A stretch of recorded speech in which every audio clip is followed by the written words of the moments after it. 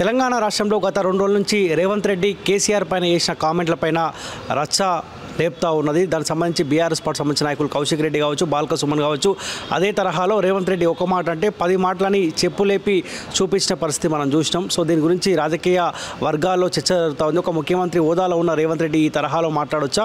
గత మాజీ ముఖ్యమంత్రి కేసీఆర్ గారు ఇట్లా మాట్లాడింది కాబట్టి రాజకీయంగా ఆయన కథం చేసిండు, రేవంత్ రెడ్డి కూడా కేసీఆర్ని ఫాలో అవుతున్నారన్న చర్చ జరుగుతూ ఉంది. దీనికి సంబంధించి మాట్లాడడం నాతో పాటు కాంగ్రెస్ పార్టీ సీనియర్ నాయకులు బక్కా జడ్సన్ గారు నాతో పాటు ఉన్నారు.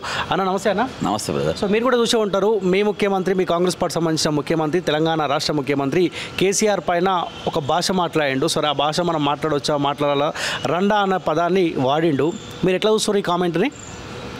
ఈ పదము గతంలో కల్వకుంట్ల చంద్రశేఖరరావు గారు కిషన్ రెడ్డి కేంద్ర మంత్రిని అన్నాడు, ఇదే పదం వాడిండు. నో డాష్ కానీ అది ఇదని అది ఉచ్చరించడానికి కూడా మాకు మంచిగా అనిపిస్తలేదు. సరే ఏది ఏమైనప్పటికీ కొంచెం హుందాగా మాట్లాడాలి, స్టేచర్ మెయింటైన్ చేయాల్సిన పరిస్థితి ఉన్నది. అంతకుముందు వేరు, ఇప్పుడు వేరు. లేదు ఇట్లనే మాట్లాడుతా అని అంటే, నేను ఇలా పొద్దుగాల చూసిన, అది నేను ఎమ్మెల్సీ ప్రచారంలో ఉండే, పొద్దుగాల అందరూ బాల్క సుమన్నే తిడుతుండ్రు, ఏంటి అని చెప్పేసి చూసిన. అంటే ఈ మధ్యలో నేను ఇప్పుడు పనిచేసేవాళ్ళు చాలా ఎక్కువైనరు. కాంగ్రెస్ పార్టీని ఏమన్నా, ముఖ్యమంత్రిని ఏమన్నా స్పందించే చాలామంది ఉన్నారు. అప్పుడు స్పందన కరువైనప్పుడు మేము యాక్టివ్గా ఉండేది ఇటువంటి ఇట్లల్లో. ఏంది ఇంతగానం అవుతుందని చెప్పేసి చూస్తే మా సీఎం గారి మాటలు విన్నా. అంతకుముందు నేను కేసీఆర్ అంటే అన్నాడేమో అనుకొని మళ్ళీ ఆయన ఏమన్నారు, మళ్ళీ ఆయనే చూసిన. లేదు ఫస్ట్ నాగార్జున సాగర్ సబ్జెక్ట్ తీసుకొని దాని మీద మాట్లాడిండు. అది ఇది నాకు అర్థమైంది ఏంటంటే, సరే ఏది మాట్లాడినా కొంచెము లిబరల్గా మాట్లాడాలి, కొంచెం మీరు మెయింటైన్ చేయాలి. మునుపు వేరు, ఇప్పుడు వేరు. లేకుంటే తెలంగాణ యాస లెక్కనన్నా ఒక భాషను మీరు ప్రవేశపెట్టిండు సపరేట్గా. కేసీఆర్ గారు, మీరు ఇంకా కొంతమంది కూర్చొని మీరు ఒక భాష యాస, ఇది మా యాసమే ఎట్నే మాట్లాడదామని కనిపెట్టారు. ఏమన్నా కానీ ఈ లాంగ్వేజ్కు నేను సమర్థించను. At the same time Balka Suman ఏదైతే భాష వాడిండో దాన్ని కూడా నేను ఇదివరకు కూడా చాలా ఎక్కువ చేసిండు ఆయన, ఇప్పుడు కూడా ఎక్కువనే మాట్లాడుతుండు. ముఖ్యంగా తమ్ముడు ఒకటి గుర్తుపెట్టుకోవాలి, బహుజనులను ఏమన్నా మైక్ ముందు కూర్చోబెట్టి ఒకళ్ళని తిట్టిపియనికే వాడతారు. ఒక ముడిసరుకు కాకు నువ్వు, మేము ముడిసరుకు ఎండ్ల కాము, మేము స్వేచ్ఛగా మీ కేసీఆర్ మీద కానీ బీజేపీ మీద కానీ మేము కొట్లాడతాం, స్వేచ్ఛగా కొట్లాడతాం. కానీ ఒకళ్ళ కోసము ఇవాళ నిన్ను తిట్టిన వాళ్ళు బహుజనులే, నువ్వెవరిని తిట్టినా కానీ నీతో తిట్టిపించింది ఒక బహుజన్తో కాంగ్రెస్ పార్టీ చెప్పు తీసి చూపించింది వాళ్ళే. కాబట్టి ఎటు పోయినా కానీ వీళ్ళు తిట్టుకునేది ఇదైంది. ఈరోజు జరుగుతున్న పరిస్థితి ఏంది అనేది నీకు నాకు అందరికీ తెలుసు. ఇవాల్టి వరకు ఎక్కడున్న అక్కడనే ఉన్నారు, ఎక్కడున్న లీడర్లు కానీ ఎవరి మీద పలానా చర్యలు జరుగుతాయని కానీ ఎక్కడ ఏం జరుగుతలేవు. కాబట్టి మనం ఆలోచించాలి, ఇలా ఎక్కడ పోయినా కానీ మనం ఏం మాట్లాడుతున్నాం, ఎవరు మాట్లాడిస్తుండ్రు, ఏం మాట్లాడిస్తుండ్రు, అదే మాట్లాడాలా వద్దా అనేది నువ్వు నాయకునిగా నీకు అది ఉండాలి, ఆ పరిణితి నీకు ఉండాలి, ఆ పరిణితి నాకు ఉండాలి, అందరికి ఉండాలి. ఈరోజు కొంచెము నీవు దిగజారినట్టు, నువ్వు దిగజారి మాట్లాడినావు, అది ఆ భాష మంచిది కాదని చెప్పి నా అభిప్రాయం. ఇప్పుడు బాల్క సుమన్ ఆయన నోటి నుంచి వచ్చిన మాటలు కదా, కేటీఆర్ కేసీఆర్ అనిపిస్తే ఆ తరహాలో మాట్లాడిండా? 100%.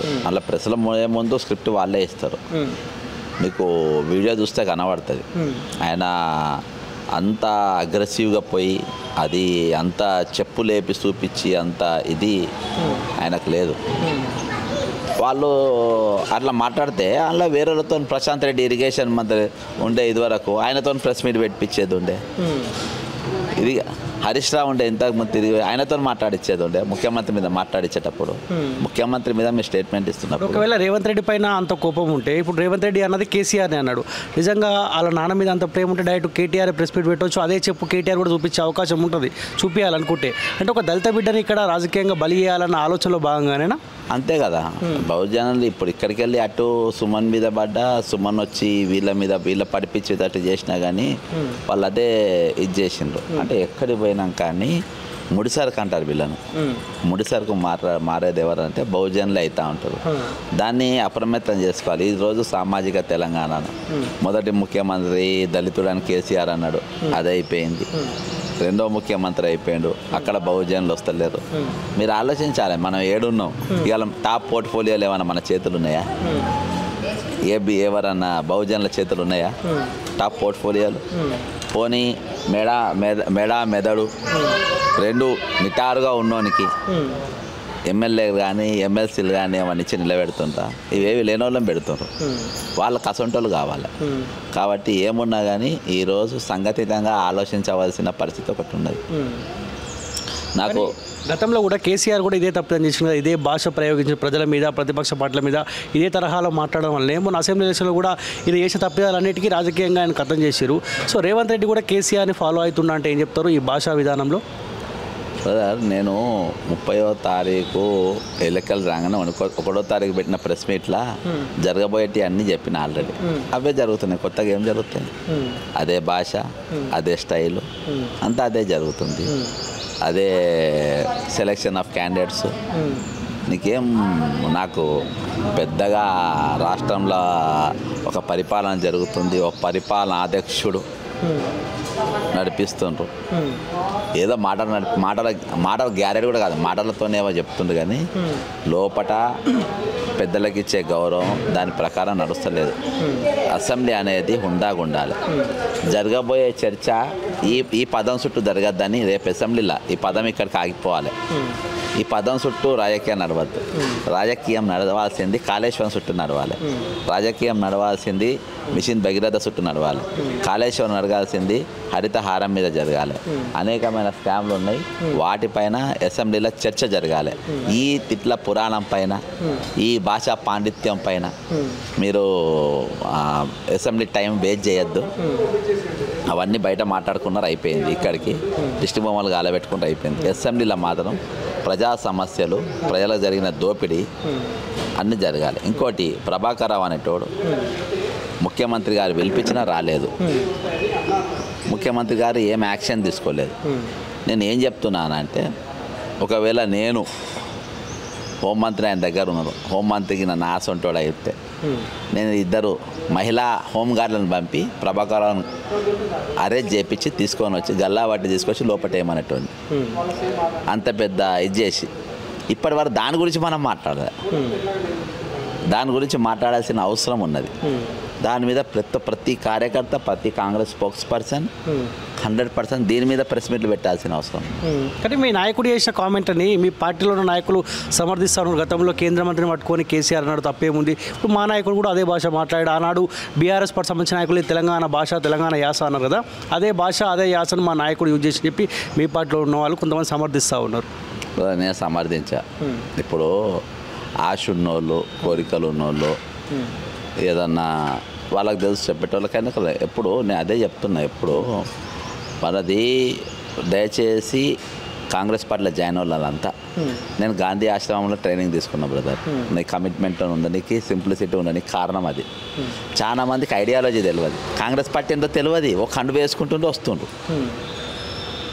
బీఆర్ఎస్లో తిరిగిన వాళ్ళు అర్థమైందా, వాళ్ళకు కల్చర్ లేకుండా పొలిటికల్గా పెరిగిన వాళ్ళు కండువా వేసుకుంటుండ్రు. నేను కాంగ్రెస్ పార్టీ అంటుండ్రు. నీ కాంగ్రెస్ నీకు ఏమున్నా, నీ ట్రైనింగ్ పోవాలి కదా, నువ్వు నీకు కొన్ని తెలుసుకోవాలి కదా. నీకు ఏ రాష్ట్రంలో అయినా, నువ్వు సిద్ధరామయ్య పక్క రాష్ట్రంలో ఉన్నాడు, లేకుంటే మన అది ఇక్కడ హిమాచల్ ప్రదేశ్లో కాంగ్రెస్ పార్టీ ఉన్నది, రాజస్థాన్లో కాంగ్రెస్ ఉన్నది, మొన్నటిదాకా. మీరు పోయి ఆడ చూడండి వాళ్ళు ఏ భాష మాట్లాడారు, ఏ లాంగ్వేజ్ మాట్లాడారు.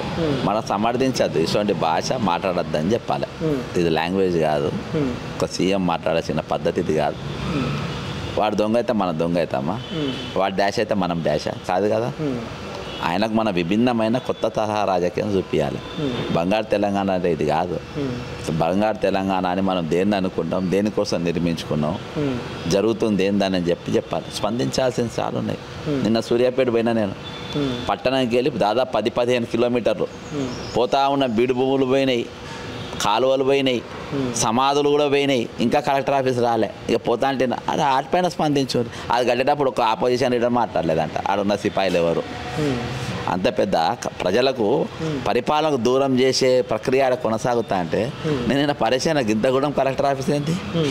ప్రజలకు దూరంగా ఎట్లా పోతారు అక్కడ దాకా? నీ రియల్ ఎస్టేట్ కోసం కలెక్టర్ ఆఫీసులు కట్టింది. దానిపైన స్పందించి ఇలా కాంగ్రెస్ పార్టీ అధికారంలోకి వచ్చింది కదా, ఇన్ని రోజులు అంటే మీరు మాట్లాడలే, చేతగాలే మీకు.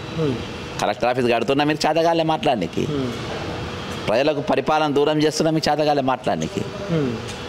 మిషన్ భగీరథ మీద వేల కోట్ల రూపాయలు దోపిడీ చేసుకున్న మాట్లాడి మీకు చేత కాలేదు. 12 మంది ఎమ్మెల్యేలను ఇళ్ళకి వచ్చి గల్లబట్టి గుంజుకపోయి వాళ్ళ పార్టీలో కందగలిగితే మనం మాట్లాడడానికి చేత కాలేదు. ఈరోజు ఆయన మాట్లాడితే మన మాట తప్పు అనేది కాదు, రాజకీయాలు అనేది మారవాలి, స్టేచర్తో మెయింటైన్ చేయాలి. దాని స్టైల్ ఇట్లా ఉంటా అంటే నడవది, ఇట్లా ఉంటా అంటే నడవనియరు. నీకు నిజంగా ఇటువంటి సమర్థిస్తుండే పదవుల కోసం అంటే అసలు రాజకీయాలు ఉండకండి. వాస్తవం మాట్లాడే దమ్ము ఉండాలి, రాజకీయాలు దమ్ముతో చేయాలి. మీకు తెలుసా అయ్యాల గడిచిన దాదాపు 8 సంవత్సరాలు రాము గారు మీరు ప్రత్యేక చావును నెత్తి మీద పెట్టుకొని ఉద్యమాలు చేసిన, చావు తల మీద తాండవం ఆడుతుంటే కేసులు వేసుకుంటా, అదేందా ఎన్నో ప్రయాసాలకు ఓడిచి చేసినాం. తాబేదార్గిరి చేయలే, చెంచాగిరి చేయలే, ఎవరు తప్పంటే తప్పని చేసినాం. ఇవాళ చర్చ జరగాలి, ప్రతి కార్యకర్త నోరు తెరవాలి. కాళేశ్వరం స్కామ్ దొంగలను జైల్లో పెట్టాలని, కాళేశ్వరం పైన సిబిఐయో ఎంక్వైరీ, సిఐడి ఎంక్వైరీ జరగాలి, అరెస్ట్ చేయాలి. కరెంటు మా ముఖ్యమంత్రి పిలుస్తా, నువ్వు రావారా ప్రభాకర్ రావు అని నువ్వు అడగాలి. అది ఎందుకు అడుగుతలేరు మరి? మన సీఎం వాల్యూ తీయలే ప్రభాకర్ రావు అంటాడు, మన విలువ తీయలే. రాష్ట్ర ముఖ్యమంత్రి, 2వ ముఖ్యమంత్రి శ్రీమాన్ రేవంత్ రెడ్డి గారు, ప్రభాకర్ రావు గారు మీరు రావాలే మీటింగ్ అంటే రాన్పా అని ఇంతకు మించిన అవమానము సుమన్ ఆ డాష్ తిట్టుకంటే పెద్ద అవమానం ఇది. ఇంతకు మించిన అవమానం లేదు బ్రదర్. నీ మాటకు విలువ లేనప్పుడు, నీ పవర్కు వాల్యూ లేనప్పుడు, నీ చుట్టుపక్కల ఉన్న అంతమంది డీజీపీలు, ఎస్పీలు, నీ బలగాలు ఉన్నప్పుడు ఒక అవినీతికి పాల్పడ్డ ప్రభాకర్ రావు అంటే రాన్పో. ఏంది బ్రదర్ ఇది? రైట్, ఇంకొక చర్చ జరుగుతూ ఉంది. కుటుంబ పాలన పోయింది, కుటుంబ పాలన విముక్తి కోసం అందరం కొట్లాడిన మనలాంటి వాళ్ళు కూడా చాలా కీలకంగా పనిచేసినాము. కుటుంబ పాలన పోయింది, కుటుంబాల పాలన రాబోతుందా అన్న చర్చ జరుగుతుంది. ఎందుకంటే మొన్న ఎంపీ అప్లికేషన్ లిస్టులో కూడా కోమటిరెడ్డి వెంకరెడ్డి వాళ్ళ కూతురు అప్లికేషన్ ఇచ్చింది, కుమ్మం అనిల్ కుమార్ రెడ్డి వాళ్ళ కూతురు అప్లికేషన్ ఇచ్చింది, బట్టి విక్రమార్క వాళ్ళ భార్య అప్లికేషన్ ఇచ్చింది, వివేక్ వెంకటస్వామి వాళ్ళ కొడుకు అప్లికేషన్ ఇచ్చిండు. అంటే మళ్ళీ కుటుంబ నేపథ్యం రాజకీయాల్లోకి తీసుకురాగలుగుతా ఉన్నారా? కుటుంబ పాలన పోయి కుటుంబాల పాలన రాబోతూ ఉందంటే ఏం చెప్తారు? ఇది కాంగ్రెస్ పార్టీలో కొత్త రక్తం వస్తుంది అంటారు. రాజకీయాల్లో కొత్త రక్తం, నువ్వు కొత్త రక్తం కావాలి. కుటుంబం అయితే మీకేంది, కొత్త రక్తం కావాలి కదా బ్రదర్. మరి బీఆర్ఎస్ పార్టీ కాంగ్రెస్ పార్టీకి ఏం తేడా ఉంటుంది? ఇక అది వాళ్ళని వస్తువులను అడగాలి. ఈరోజు ఇక్కడని కాదు, భారతదేశం అంతా. ఈరోజు అమిత్ షా కొడుకు క్రికెట్ చైర్మన్ అయ్యిండు, ఐసీసీ చైర్మన్ అయ్యిండు. ఆయన క్రికెట్ ఆడతాడా? ఆయన కనీసం ఓ స్పీచ్ ఇవ్వగలుగుతాడా? ఓ మాట్లాడగలుగుతాడా? తీసుకుపోయి ఆయన కొడుకు కాబట్టి కూర్చోబెట్టిండు. గంగూలీ అసంటోడు క్రికెట్ దిగ్గజాలు భజన చేస్తుండ్రు. ఈరోజు చాలామంది కొడుకులు ఉన్నారు కేంద్రంలో కూడా. రాజనాథ్ కొడుకు లేడా? ఎవరు కొడుకు లేరు?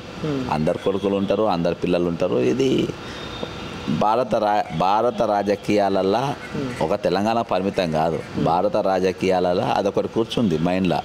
నేను అయిపోతే వాళ్ళకి ఉండదు. అరే నా ఫాలోవర్ అంతా నా ఇంత సిగ్గులుండే బ్రదర్, సిగ్గుండది. అరే మా నాయనతో లేకుంటే మా బాబాయ్తో మా ఇంట్లో ఇన్ని రోజులకి వెళ్ళి పార్టీ నమ్ముకొని ఈయన పని చేస్తూ ఉండు, వీళ్ళకి ఒక ఎంపీఓ ఈసారి నాకు అవకాశం ఇంకోనికి ఇద్దాము, ఇంకొకరిని లీడర్ని చేస్తానే ఆలోచన ఒక్కనికి ఉంటుంది. అంటే వాళ్ళు ఎంత చిల్లరగాన్లంటే, ఇప్పుడు నువ్వు అన్నకో నేను చిల్లరగాన్ల కిందనే సార్. అంటే నువ్వు నీ కొడుకు లేకుంటే వీళ్ళు తప్ప ఇంకా వేరే ప్రతిభావంతులు లేరా? గతంలో టికెట్లు అడిగి క్రియాశీల రాజకీయాలు ఉండి అవకాశం రాలేదంటే అదొకటి. పార్టీలో ఉండి అసలు పార్టీకి సంబంధం లేకుండా కేవలం నువ్వు ఒక ప్రచారం పాల్గొనకుంటే, ఎప్పుడు ఒక పార్టీ యాక్టివిటీ కానీ ఒక దాన్ని కేవలం నేను భార్యనని, కేవలం నేను బిడ్డనని, కేవలం నేను కొడుకునని, కేవలం నేను తమ్ముడినని ఆ ఒక్క ట్యాగ్ లైన్ పెట్టుకొని మీరు టికెట్లు అడిగితే ఎట్లా అవుతుంది? అంటే నేను చెప్తున్నా, ఇచ్చేటోనికి లేదు, తీసుకుంటోనికి లేదు. అర్థమైందా? అడిగేటోనికి మనకి లేదు, ఇచ్చేటోనికి నాకన్నా ఉండాలి అన్నట్టు ఉండాలి కదా, లేదు. రోజు రోజు బ్రదర్ ఇస్తుంటే రాజకీయాలు చూసినాయి కొంచెం విరక్తి అవుతుంది నాకు. అంటే మనకేం రావాలని కాదు, కొత్త వాళ్ళకి మంచి వాళ్ళకి ఇవ్వాలి, మంచి వాళ్ళకు లోపల పోయి మన వాణి వినిపించాలి. ఒకళ్ళు ఉంటారు ఇప్పుడు ఎంపీ టికెట్ అప్లై చేసాడు, ఎంపీ టికెట్ అప్లై చేస్తాడు, సేమ్ టైం ఎమ్మెల్యే అప్లై చేస్తాడు, సేమ్ టైం ఎమ్మెల్సీ అప్లై చేస్తాడు, సేమ్ టైం కార్పొరేషన్ చైర్మన్. అసలు నీ ఐడియాలజీ ఏంది? నువ్వు పార్లమెంట్లో పోయి నువ్వు ఏం మాట్లాడాలనుకుంటున్నావు? నువ్వు రాజకీయాల్లో ఏం చేయాలి? అసెంబ్లీలో ఏం మాట్లాడాలనుకుంటున్నావు? కౌన్సిల్ అయితే నీకు ఏం మాట్లాడాలనుకుంటున్నావు? కార్పొరేషన్ చైర్మన్ అయితే అంటే ఇది కాకుండా అది అంటే కేవలం పదవి కావాలన్నా? నీ ఐడియాలజీ ఏంది? నేను ఈసారి నేను కార్పొరేషన్ చైర్మన్ కూడా నేను ఎంపీ కూడా నేను అప్లై చేయాలి, కార్పొరేషన్ చైర్మన్ ఇస్తాను, నాకు క్లియర్గా ఉన్నా నేను ఇష్యూస్ పైన నేను కొట్టాలి కాబట్టి కౌన్సిల్లో పోవాలి. నీ ఇష్యూ నీకెందుకు కావాలన్నా చెప్పు, నీ బిడ్డ నీ కొడుకు నీ ఎవరెవరున్నా చెప్పు. పదవులంతా ఏమైపోయింది భయ్? కొత్త ఇంట్లో వాళ్ళ పిల్లలకు తెలియదు అప్లై చేయాలి. ఇంట్లో వాళ్ళకన్నా కొంచెం బుద్ధి ఉండాలి కదా మీకు అప్లై చేయించేటప్పుడు. ఏమనిపోయారు? నువ్వు ఎప్పుడు పని చేసినావు అప్లై పార్టీకి? నా బిడ్డమైనా మాత్రాన నాకు ఇదైనా మాత్రాన నువ్వు పోయి అప్లై, మన దగ్గర పైసలు మాత్రం అప్లై చేసుకుంటూ పోతారా? ప్రజాస్వామ్యం లేకుంటే ఇంకేమన్నా? ప్రజాస్వామ్యం ఇంకేమన్నా? వాళ్ళకి బ్రదర్ నేను చెప్తున్నా, సిగ్గు లేని వాళ్ళు వీళ్ళంతా, సిగ్గే లేదు. ఇప్పుడు వాళ్ళకే టికెట్లు వచ్చే అవకాశం ఉంటుందా, లేకపోతే పార్టీ కోసం పనిచేసే వాళ్ళకి టికెట్ వచ్చే అవకాశం ఉంటుందా? పార్టీలో పనిచేసే వాళ్ళకి ఎందుకు ఇస్తారు బ్రదర్? ఇయ్యరు. పార్టీలో పనిచేసే వాళ్ళకు, పార్టీకి నమ్మకంగా ఉండే వాళ్ళకు, పార్టీ కోసం విశ్వాసంగా ఉన్న వాళ్ళకి ఎవరికి రాదు. వ్యక్తి భజన చేస్తాడో వ్యక్తికి నమ్మకంగా ఉండేటాడు. కేంద్రం కూడా అది చూస్తలేదు కదా, అరే వీడి నెలకెళ్ళి పార్టీ పని చేస్తాడని కేంద్ర నాయకత్వం కూడా చూస్తలేదు కదా బ్రదర్. కేంద్ర లీడర్షిప్ కూడా అరే వీడు ఎవరేంది ఎవరు ఎన్నికెళ్ళి పని, పారాచూట్ వాళ్ళకి టికెట్ లేవంటారు, పారాచూట్ వాళ్ళకే పెత్తనాలు దొరుకుతాయి. వాళ్ళకున్నంత గిరాకీ ఈరోజు లాయల్టీ ఓంట్ కౌంట్. లాయల్టీకి ఎటువంటి విలువ లేదు, లాయల్టీకి ఎటువంటి దాని గురించి మాట్లాడే ఎటువంటి అవకాశాలు లేవు. కాబట్టి దాని మీనింగే లేదు. ఓకే, కేసీఆర్ బయటకు వచ్చిండు, నల్గొండలో ఒక భారీ బహిరంగ సభ ఏర్పాటు చేయబోతా ఉన్నట్ట. పార్లమెంట్ ఎలక్షన్లో మెజార్టీ సీట్లు గెలిపే లక్ష్యంగా ఆయన ప్రణాళిక కనిపిస్తూ ఉంది. సో కేసీఆర్ మళ్ళీ ప్రజల్ని నమ్మించే అవకాశం ఉంటుందా? బ్రదర్ నమ్మకము ప్రజల మధ్యలో ఇక రెండు ఎజెండాలు వచ్చేసినాయి. What is BRS, what is Congress, ఇద్దరిని ముందు పెట్టుకుంటారు. వీళ్ళు ఏం చేస్తారు వాళ్ళు ఏం చేస్తారు అనేది ఓటర్ క్లారిటీగా ఉన్నది. కానీ ఏమున్నా కానీ కాంగ్రెస్ పార్టీకి అత్యధిక సీట్లు వస్తాయనేది మాత్రం గ్యారంటీ. ఓకే, సో మీరు ఎలాగేదో స్కామ్ గురించి చెప్తా ఉన్నారు, లైవ్ స్టాక్ సంబంధించిన స్కామ్ గురించి చెప్తా ఉన్నారు. ఏంది అసలు ఆ స్కామ్ గురించి ఏంది? ఈరోజు అనేకమైన స్కామ్లలో భాగంగా అంటే మిషన్ భగీరథ, మిషన్ కాకతీయ ఇవన్నీ ఎట్లనో అట్లనే కేంద్రకి వరల్డ్ బ్యాంక్కి వెళ్ళి పూర్ ఆఫ్ ద పూర్ అంటే పేదరిక నిర్మూలన కోసం అని చెప్పేసి వాళ్ళు చాలా డబ్బులు ఇచ్చింది. దాదాపు ఒక 500 కోట్లు 2015కి వెళ్ళి మొన్నటి దాకా వచ్చినాయి. ఆ పైసలు లెక్క చెప్పాలి. దాని గురించే నేను ఇవాళ సిఐడి ఎంక్వైరీ కంప్లీట్ ఒకటి ఇస్తున్నాం. ఇందులో దాదాపు 56,000 కుటుంబాలకు, ఎస్సీ ఎస్టీ కుటుంబాలకు, 56,000 ఎస్సీ ఎస్టీ కుటుంబాలకు డైరీ ఫామ్ అని ఏది అప్పుడు తీసుకున్న డబ్బులు. మళ్ళీ అంతేకాకుండా చిన్న చిన్న గొర్రెలది ఆవులు పెంపకం కోసం 80,000 మందికి, పౌల్ట్రీ ఫామ్కు 14,000 మందికి, 2015-16 14-17లో కూడా దాదాపు అప్పుడు ఎంత ఇచ్చిందంటే 1,50,000 మందికి మొత్తం దాదాపు 500 కోట్లు ఇవన్నీ కలిపి 2015లో అట్నే ఇచ్చిండ్రు, 2017-18లో అట్నే ఇచ్చిండ్రు. ఇవన్నీ లెక్కలు, ఇవన్నీ జూమ్ చేయలేదు, ఇవన్నీ లెక్కలు. ఇవన్నిటిపైన కలిపి మేము ఇప్పుడు సందీప్ కుమార్ సుల్తానియా అనేవాడైతే ఉన్నాడో ఇయాల్టికి బ్రదర్ నువ్వు నమ్ము, ఇయాల్టికి సోమేష్ కుమార్దే నడుస్తాను. బిహారీ ముఠా అంతా సోమేష్ కుమార్ నాయకత్వంలో పనిచేస్తాను. వాళ్ళందరూ బ్రహ్మాండ పదవులలో ఉన్నారు. సందీప్ సుల్తాని కానీ మొత్తం సోమేష్ కుమార్ చెప్పి పోస్టింగ్లు ఇప్పిస్తాడు. సోమేష్ కుమార్ నాయకత్వంలో ఇలా పదవులు వస్తూ ఉంటాయి.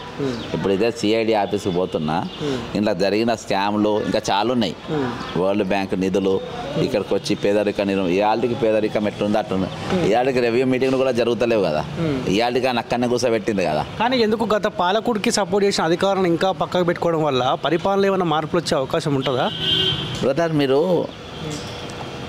సందీప్ కుమార్ పంచాయతీరాజ్లో కానీ లేకుంటే అంటే సీతక్క మంత్రిత్వ శాఖల, లేకుంటే శ్రీనిధిలో కానీ సర్ఫ్లో కానీ అలా ట్రాన్స్ఫర్లు కూడా లేవు. ఇవాళకి అందులో పోస్టింగ్లు కీ పోస్టులు ఎవరెవరికి ఇవ్వాలి, పలానోనికి పోస్ట్ ఇవ్వద్దు, పలానోరు మనకు సహకరించలేదని చెప్పేసి సోమేష్ కుమార్ డైరెక్షన్లో ఈరోజు సందీప్ కుమార్ సుల్తానీ అంటే పనిచేస్తుండు. వాళ్ళు చెప్పిన వాళ్ళ పోస్టింగ్లు ఇస్తుండు. నితిన్ వాడు ఉండు కదా, నవీన్ మిత్తల్ అంటే వాడు, సోమేష్ కుమార్ వాళ్ళ ఫోన్లు చెక్ చేయి ఎన్ని ఫోన్లు వస్తున్నాయి వాళ్ళకు. సిఐడి వాళ్ళని చెక్ చేయమను, పిలిచి మాట్లాడమను. వాళ్ళ ఫోన్లు చూడు ఎంత ఎన్ని ఫోన్లు వస్తున్నాయి సోమేష్ కుమార్కి. అది మొత్తం ఆయన డైరెక్షన్. నేను నిన్న వేస్తుపోయినా. ఇవాళకి బీఆర్ఎస్ నాయకత్వం ఉన్నప్పుడు ఎవరైతే అవినీతికి పాల్పడ్డ అధికారులు సెక్రటరీలో కూర్చున్నారో ఇవాళకి వాళ్ళు ఒక్కరు కూడా కదిలిస్తలేరు. వాళ్ళు ఎట్లున్నట్టు ఇది బీఆర్ఎస్ ప్రభుత్వం కాంగ్రెస్ ప్రభుత్వం అని అనుమానం వచ్చేటట్టుగా ఈరోజు సెక్రటరియట్ ఉన్నది. కీ పోస్ట్ మొత్తం వాళ్ళే కూర్చుంటారు. ఎక్కడ మార్పులు చాలా మంది పిఎల్ఎం కూడా వాళ్ళు ఉన్నారు, వాళ్ళ దగ్గర చేసిన వాళ్ళని పెట్టుకుంటుండ్రు. ఎమ్మెల్యేలు ఇదివరకు బీఆర్ఎస్ వాళ్ళకి ఎమ్మెల్యేల దగ్గర పిఎల్ ఉన్న వాళ్ళని తీసుకొచ్చి ఎమ్మెల్యేలు పిఎల్గా పెట్టుకుంటుండ్రు. ఏంది ఇది, ఎందుకు నడుస్తుంది ఈ విధంగా? సెక్రటరీ ప్రక్షాళన చేయాల్సిన అవసరం ఉన్నది. నీకు ప్రతి విషయం బయటికి పోతుంది, ప్రతి విషయం బయటికి పోతుంది. మీరు ఇంటెలిజెన్స్లో అడగని చెప్తారు, ప్రతి డాక్యుమెంట్ ఫోటో బయటికి పోతుంది. మీకు ఏ విధంగా వస్తే రేపు ఒక్కొక్క ఫైల్లో మీకు రెవెన్యూ, ముఖ్యంగా రెవెన్యూలో ఒక్కొక్క ఫైల్ డ్యామేజ్ చేసుకుంటూ పోతుంది. వీళ్ళకి తెలుస్తుంది అది. ధరణి డాక్యుమెంట్స్ మొత్తం ఒక్కొక్కటి ఖతం కాబోతుంది, ఏవి కూడా కనబడాయి. రేపు అన్క్లెయిమ్డ్ ల్యాండ్స్ మొత్తం దొప్పించారు. అన్క్లెయిమ్డ్ ల్యాండ్స్ అంటే డేరా బాబా భూములు. చౌటుప్పల్ దగ్గర పోతా అంటే లెఫ్ట్ సైడ్ బోర్డు ఉండేది పెద్దది, అది బోర్డు లేదు, అది కబ్జా అయింది. అది ఎక్కడ, అది ఏడున్నది. నయీం భూములు ఏమైపోయినాయి, అన్క్లెయిమ్డ్ భూమ్స్ ల్యాండ్స్ ఇవన్నీ. ఇవి ఎవరెవరి పేర్ల మీద మార్పిడి అయినాయి. ఈ రికార్డ్స్ అన్నీ రెవెన్యూలోకి వెళ్ళి గైవ్ అయ్యే అవకాశాలు ఉన్నాయి. నవీన్ మిత్తల్ అంతా ఇంకా ఎందుకు ప్రోత్సహిస్తున్నారు? మీరు ఇయాల్టికి పరిపాలన వ్యవస్థను ఎందుకు మీరు ఇది చేస్తలేరు? ఇయాటికి ట్రాన్స్ఫర్లు ఎవరెవరికి టీచర్ దాదాపు 10 సంవత్సరాలు సర్పోళ్ళు కానీ టీచర్లు కానీ లేకుంటే వేరే వేరే స్టాఫ్ వాళ్ళు చాలామంది ట్రాన్స్ఫర్ల కోసం ఎదురు చూస్తూ ఉంటారు. 10 సంవత్సరాలకి వెళ్ళి వాళ్ళు ఇబ్బంది పడ్డారు. మీరు ఒక పెద్ద ప్రక్షాళన ఈరోజు పరిపాలన విభాగంలో చేయాల్సిన అవసరం ఉన్నది.